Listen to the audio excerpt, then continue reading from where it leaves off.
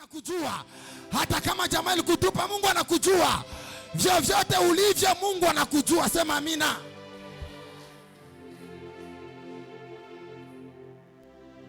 Kaa na nguvu. Wakati unapoenda kumfuata Mungu, usioneshe madhaifu ulio nayo mbele, wala yale madhaifu yasikukatishe tamaa, yasikufanye ukose imani. Kusema kwamba Mungu hawezi jibia bebiko saa mie. Mungu anajibiaka na benye biko saa weye, na anajibiaka na beba anakushinda weye. Mungu mwenye alitoshaka Mephibosheti Lodebar ana uwezo ya kukuondoa huko mahali uliko Bwana. Kama Mungu alitia Mephibosheti kumeza ya mfalme, wewe ni zaidi ya Mephibosheti. Haleluya. Aliye zaidi ya Mephibosheti afanye hivi.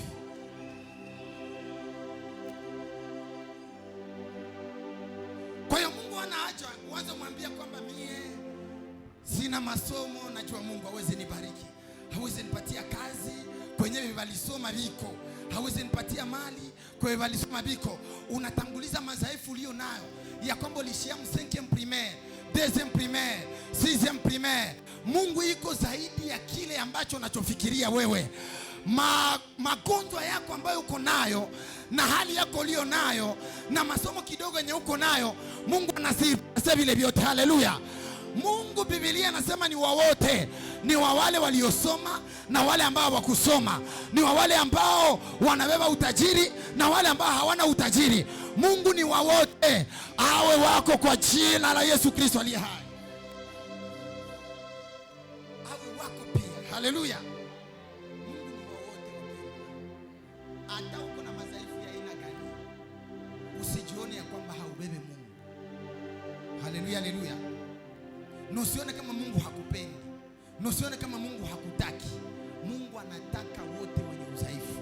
Na katika asilia ya Mungu, kazi yake ni kutafuta wenye kuwa na madhaifu kusudi awapatie nguvu. Haleluya.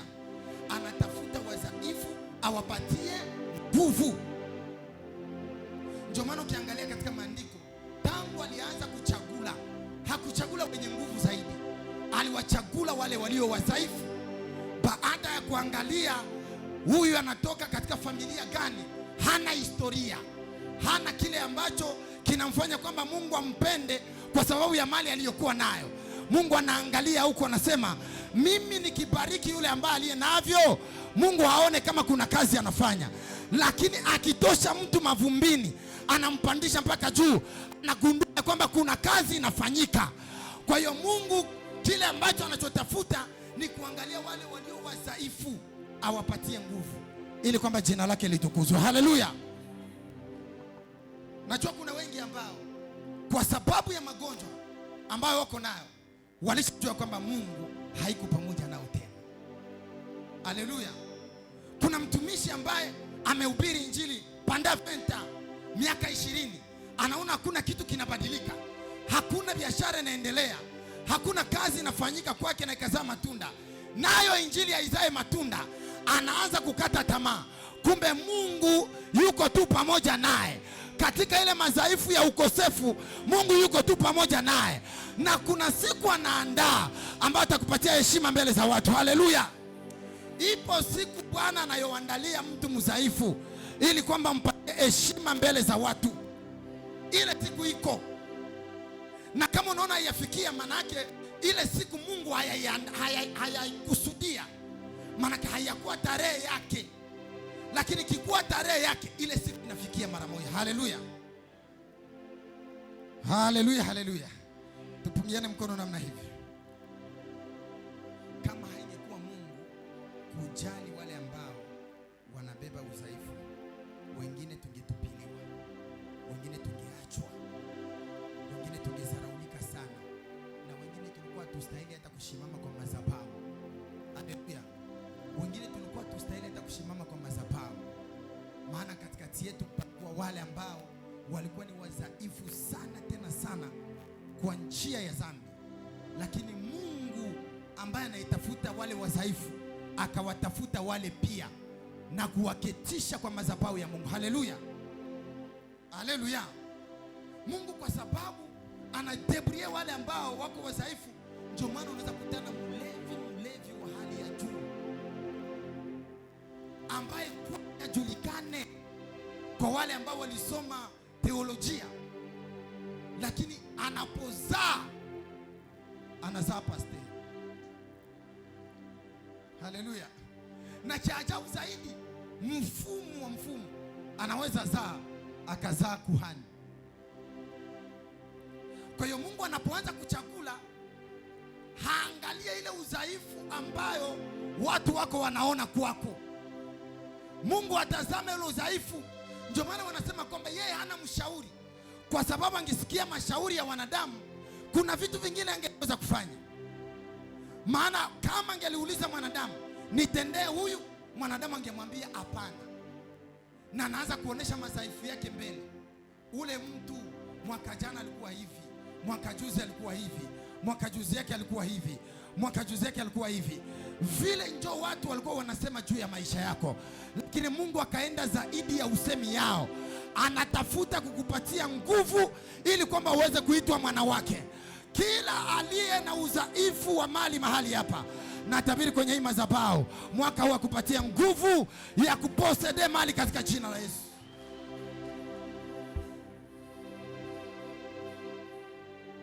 Biblia inaonyesha watu wengi ambao walikuwa na madhaifu.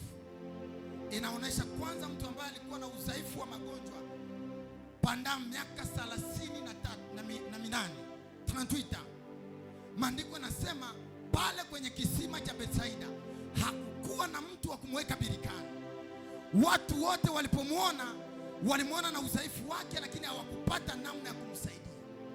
Haleluya.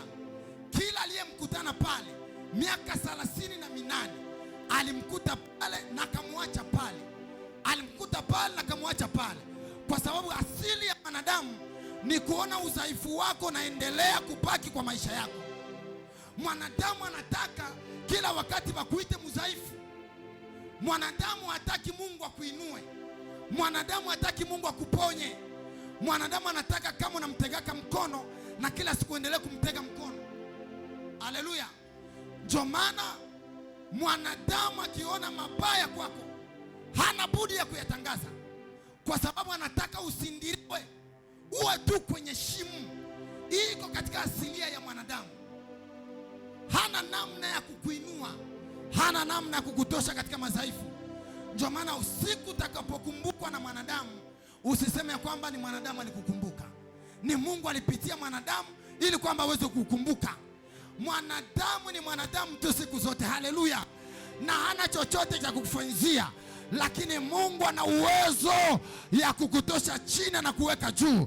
Biblia inasema lainiwa anayemtegemea mwanadamu, anayemfanya kuwa kinga yake.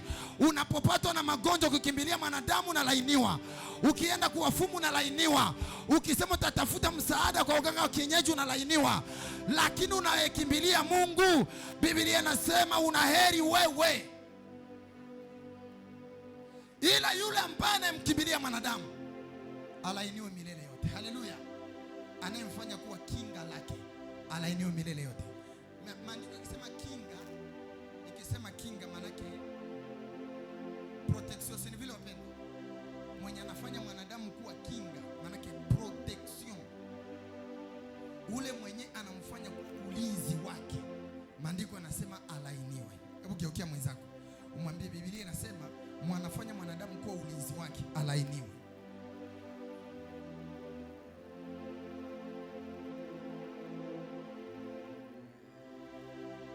Haleluya. Manake mtu mwenye anapatwa na shida kisha akakimbilia wafumu ya kwamba njoba msaidie, njoba mulinde kusudi asionekane anauawa, ule mtu analainiwa. Si vile? Maana mfumu ni mwanadamu. Si vile wapendwa? Njoo maandiko yanasema kila mtegemea mwanadamu alainiwe, na anayemfanya kuwa kinga yake alainiwe. Kila anayebeba irizi kwenye kiuno chake alainiwe.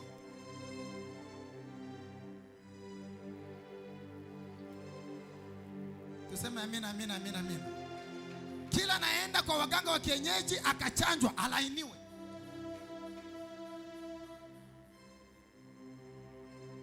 Kila anayetumika na mitishamba alainiwe. Sio mimi ninasema, lakini ni Bwana wa majeshi. Wale wanaomtegemea Bwana wasimame waseme amina. Tumebarikiwa. Ukimtegemea Bwana unabarikiwa katika maisha yako, lakini ukimtegemea mwanadamu unabeba laana. Unabeba laana kwa maisha yako, maana una dependre na ule mwanadamu. Ulinzi wa Mungu unatoka juu ya maisha yako. Haleluya. Ndio siku unakufa unakufa saa imbwa. Siku unakufa unakufa saa imbwa. Ulinzi wa Mungu ulishaondoka juu ya maisha yako. Bwana Yesu asifiwe sana. Kumtia mwanadamu mbele ni erreur. Geukia mwenzako kumwambia kumtia mwanadamu mbele yako ni erreur.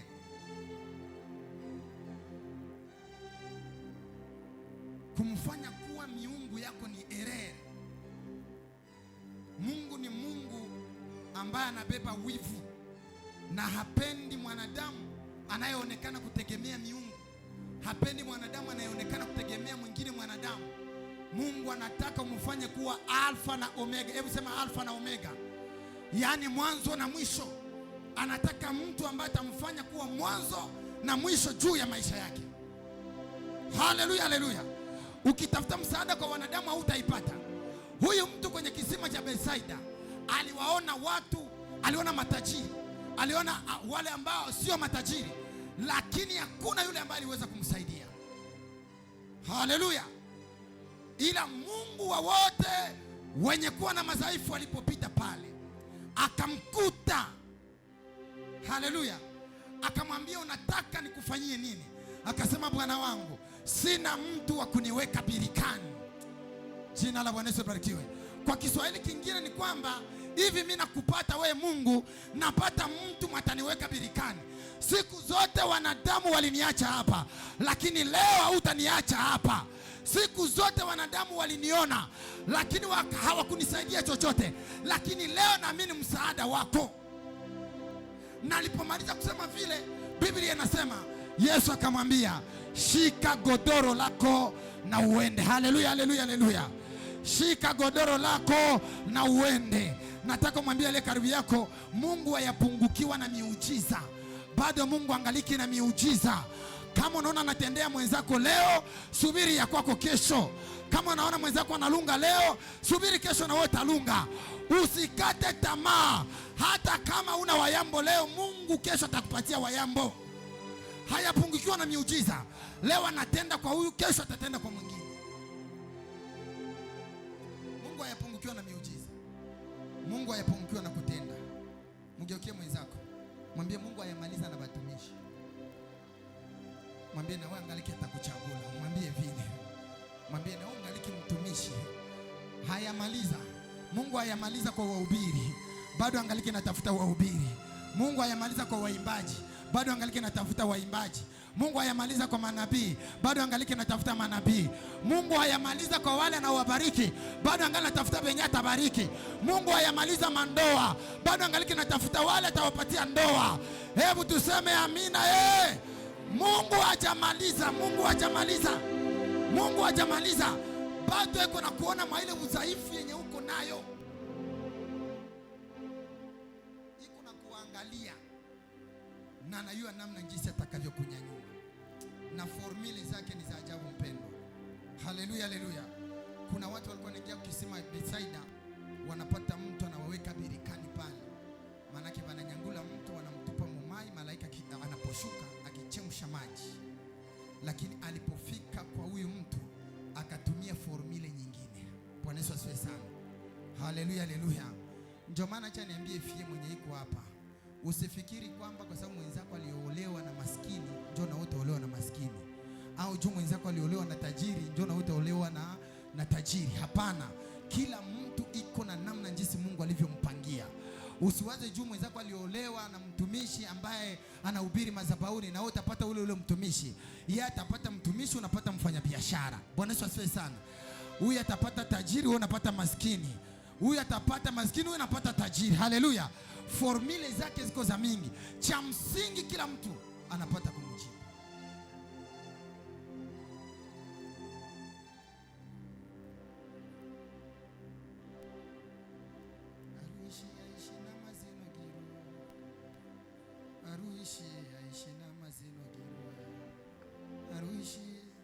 Aishi na mazino giruwe,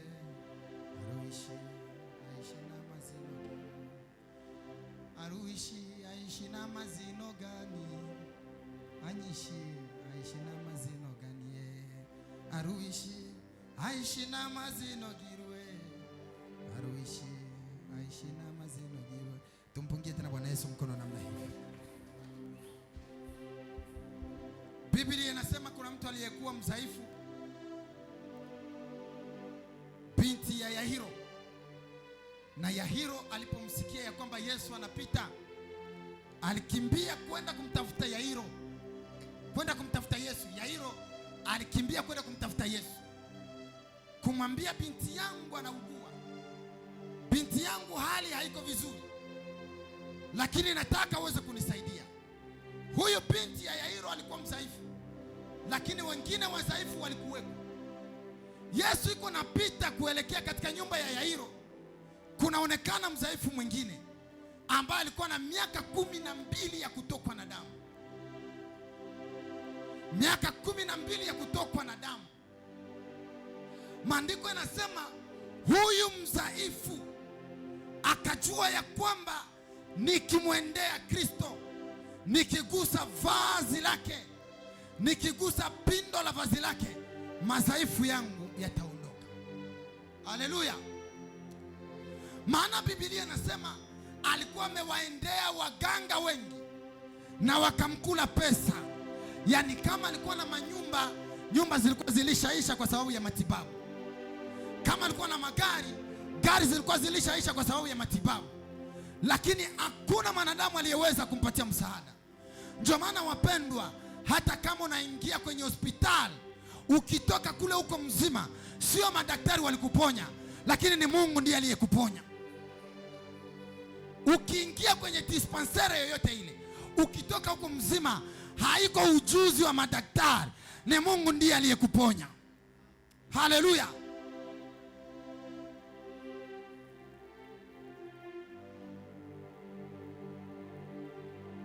Kuna wengi ambao walionekana wanapoteza pesa, lakini baada ya kuhusisha manyumba, magari kwa ajili ya matibabu, baadaye wakafa. Akafariki na anabeba vile vyote venye angeliweza kusaidia hao watoto, kwa sababu mkono wa Mungu uliondoka juu yake. Haleluya. Lakini miongoni mwetu, unapokutana unagonjwa, unakunywa paracetamol, usisifie ile paracetamol. Sifia Mungu ambaye amepitia ile ili kwamba uweze kupona. Ndio maana kuna baraka sawa uzima. Hebu kiekea mweza kumwambia kuna baraka sawa uzima. Hata uko na madhaifu ya aina gani, kama ungaliki mzima, matumaini ya kupata vitu kule mbele itakuwa. Haleluya, haleluya. Hata uko na lala mnyumba iko saa chicha kwa sasa, matumaini ya kupata vitu kule mbele itakuwa kama bado ungaliki mzima. Na Biblia inasema kwamba huyu mwanamke mwenye imani hakukatishwa tamaa, kwa sababu alishatunziwa muda wa kutosha, ila hakupata kupona. Haleluya. Acha niambie mtoto wa madhabahu ya Shalom hapa ya kwamba kuikala yako mwa hii ibada hapa siku ya leo sio kwa bure. Haleluya. Lakini Mungu iko natafuta namna takutengeneza, akutengenezee heshima, akutengenezee mazingira. Mikono ambayo ilikuwa inalainiwa ifunguliwe, miguu ambayo ilikuwa natafuta kitu haikupata ipate, kile ambacho kilichoonekana kigumu kionekane kuwa kiepesi. Manake malengo ya Mungu kuikalisha hapa ni kusudi aweze kufanya kazi kwa ajili yako. Hivi unajua vile mpendo? Anasema njoni kwangu nyote mnaolemewa na mizigo mizito, nami nipate kuwapumzisha. Mungu anaita wadhaifu wote, anafanya invitation special kwa kila mdhaifu anaelemewa na mizigo mizito, naye apate kumpumzisha. Haleluya. Anasema wote, haseme wadogo, haseme wamoja, lakini anasema njoni kwangu nyote mnaolemewa na mizigo mizito. Haleluya. Ndio maana nikwambie kwamba mpendwa, Jinsi ulivyo pale usijidharau. Jinsi ulivyo pale usijiminimize. Jua ya kwamba Mungu iko na haja yako na kuna kitu Mungu iko na kutengenezea. Kubali batu bakucheke leo, bakudharau leo, lakini kazana na Mungu.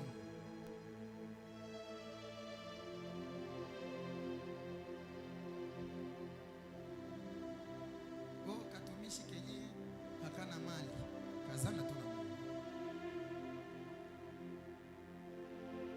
Ujene wa kumaliza mabugali tu kwa rendezvous kuna, kazana tu na Mungu. Haleluya. Wa kuvala tu manguo wa kuchanika mazilipendwa, kazana tu na Mungu. Mpe mwenzako mkono, mwambie ni mwisho mzuri kuliko mwanzo. Wasali wanasema mpata leo sipata kesho. Si vile wapendwa? Kila udhaifu yenye uko nayo uwe unaishusha chini wakati unakuwa mbele za Mungu. Kila udhaifu yenye uko nayo ubebe tabia ya kuishusha chini wakati uko mbele za Mungu. Usiipatie grandeur, kwa sababu uko mwenye kuwa na ile grandeur ya kuondoa ile udhaifu. Bwana Yesu asifiwe sana. Usipatie nini nasema? Grandeur. Kuko aliye na ile grandeur ya kuondoa ile udhaifu. Biblia inasema hivi. Mwanamke huyu alikuwa amesoma maandiko na alijua katika Agano la Kale ya kwamba makuhani walikuwa hawaruhusiwi kutoka nje ya kambi na kanzu ya kikuhani. Haleluya. Kila kuhani anapotaka kutoka nje ya kambi anaondoa kanzu ya kikuhani, maana ile kanzu ilikuwa inabeba miujiza, kanzu ilikuwa inabeba ishara, kanzu ilikuwa inabeba neema ya Mungu. Alipojua hii ndani ya akili zake, akaona opportunity. Haleluya. Akaona ya kwamba leo ni siku yangu ya kupona. Biblia inasema alipita katikati ya watu, akagusa pindo la vazi la Yesu. Mara moja chemchem za damu zikakauka. Haleluya, haleluya. Mara moja chemchem za damu zikakauka. Zilikauka kwa sababu gani? Kwa maana mwanamke alimwendea yule anayeona wadhaifu wote na kuwasaidia. Hata badepite na badepite baite watu wote wapate kuwasaidia. Atakusaidia tu leo na kakopo ka mchele na vinaishia pale. Siku ya kesho unakosa vile utakula. Lakini huyu Mungu wa mbinguni akikusaidia, anakuhifadhi leo na kesho na hata milele. Haleluya, haleluya. Maana anakupatia chakula leo, kesho na hata milele. Kwa hiyo mwanadamu iko limite katika kupana msaada, lakini Mungu hana limite ya kupana msaada. Akisema tu ninakuja kwako, basi maisha yako yote yanabadilika. Na kwenye hii madhabahu unasema hivi, Mungu akubali kuja kwako leo. Mungu aitike kupita kwako leo. Mungu akubali kukuondoa mu madhaifu leo. Katika jina la Yesu natabiri hivi, Bwana akubali kukuondolea madhaifu. Hivi tunaikala hapa, Mungu iko na cheke mbingu, anaangalia kila mmoja, anasema huyu nitampatia heshima ya kalite fulani, huyu ndampatia heshima ya kalite fulani, huyu ndamupa heshima ya kalite fulani. Kwa hiyo hata kama leo unaona kama vitu viko nguvu, lakini Mungu anajua kesho vitakuwaje. Haleluya. Cha msingi kazana tu na Mungu. Geukia mwenzako, mwambie cha msingi kazana tu na Mungu. Hebu mpatie tena mkono, mwambie cha msingi kazana tu na Mungu. Mwambie ukikazana na Mungu atakamata madhaifu yako yote. Haleluya. Mwambie ukikazana na Mungu atachukua madhaifu yako yote. Mwambie ukikazana na Mungu atachukua madhaifu yako yote. Haleluya.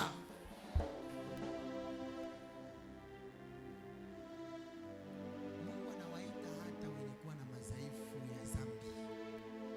Mungu iko na haja ya wale pia ambao wako na madhaifu ya dhambi. Mungu anataka aweze kuwatosha katika madhaifu, kwa sababu kuna wengine ambao wanaishi dhambi za kurithi. Kwa hiyo sasa ile udhaifu iko tu mumifupa, mudamu, kila mahali ambako anapopita udhaifu ya dhambi na tawala. Lakini Mungu iko na haja atoshe pia ule mtu katika dhambi, amuondoe katika ile udhaifu ili ampatie nguvu. Njoo sikia kwamba mbele za dhambi nina nguvu za kupata kushinda, kwa sababu kuna wengine mbele za dhambi hawana nguvu za kushinda, ila wengine mbele za dhambi wana nguvu za kushinda. Kwa hiyo wale walio wadhaifu mbele za dhambi, Mungu pia anawahitaji ili kwamba apate kuwapatia nguvu. Jina la Bwana Yesu libarikiwe. Waimbaji walisema hapa ya kwamba ukitaka Mungu afanye jambo kwa ajili ya maisha yako, usitoke kuzama, bakia tu pale, shikamana naye. Bwana Yesu asifiwe sana. Kazana tu naye.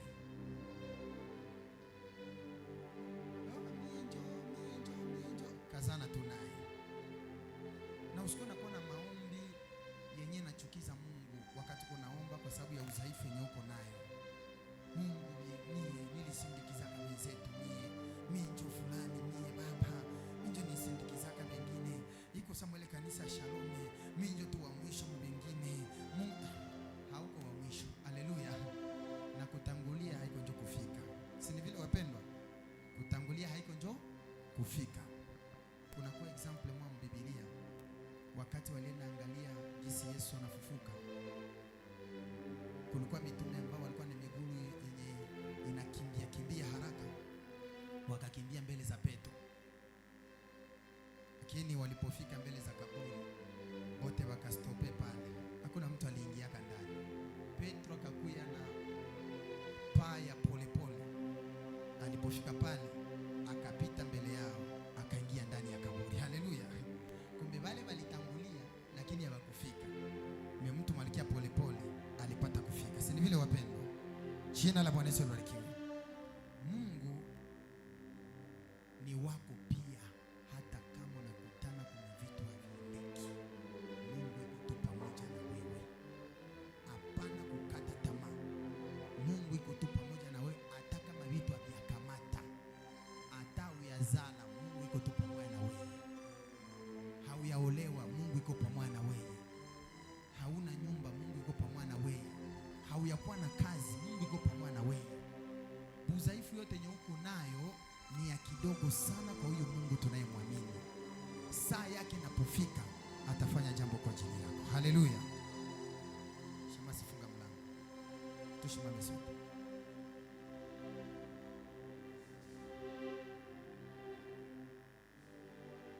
Ujilie maombi. Tia mikono juu. Sema, Mungu Baba, nilitanguliza udhaifu wangu mbele za uso wako Bwana. Mara kwa mara, Mungu, madhaifu niliyo nayo katika maisha au binafsi ilionekana imenirudisha nyuma. Ila Bwana wangu, ninatupa madhaifu yote. Ninajua kwamba unaweza. Bwana, unaniita, unasema nikuye na ile udhaifu yote upate kunipumzisha. Na kwa tarehe ya leo naomba tengeneze moyo wangu. Tengeneza moyo wangu. Tengeneza moyo wangu. Nisinge kuacha wewe kwa sababu ya vitu visivyoendeka, kwa sababu ya vitu visivyokamata. Bwana wangu, kuna vitu ambavyo ninatamani niweze kufikia, lakini leo Bwana, hata kama siyafikia vile vitu, naomba nisikuache. Naomba nisikuache.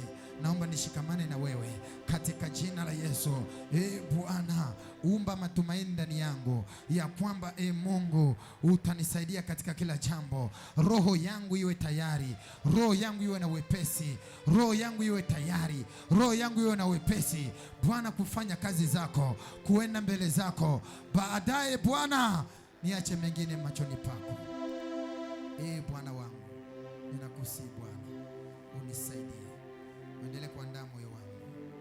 Endelea kuandaa moyo wangu. Endelea kuandaa moyo wangu. Nisingezoofika kwa sababu ya udhaifu ya maisha. Kwa sababu ya udhaifu ya maisha. Ninapojiangalia Bwana, nagundua ninabeba udhaifu.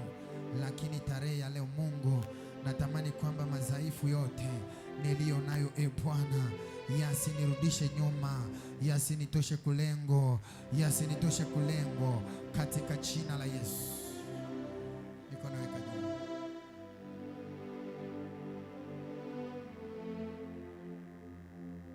Asante.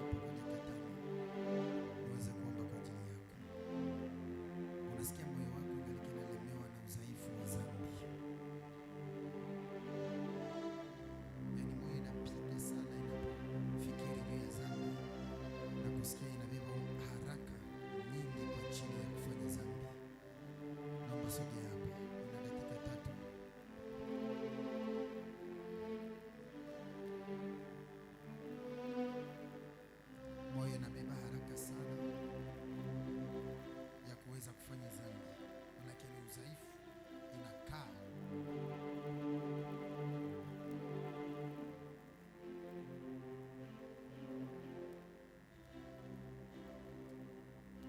Shusha mikono kwenye kifua na ubarikiwe na Bwana.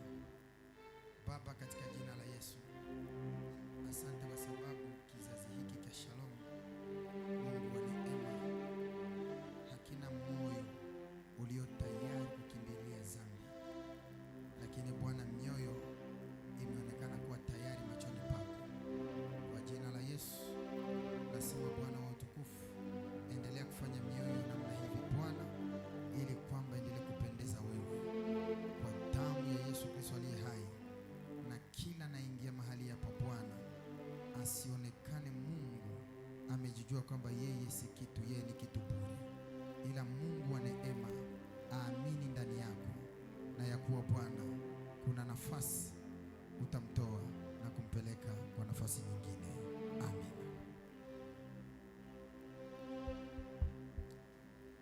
Mara moja tuweze kutoa matangazo. Tuseme tangazo la kwanza: Yesu Kristo ndiye Bwana mwokozi wa maisha yetu.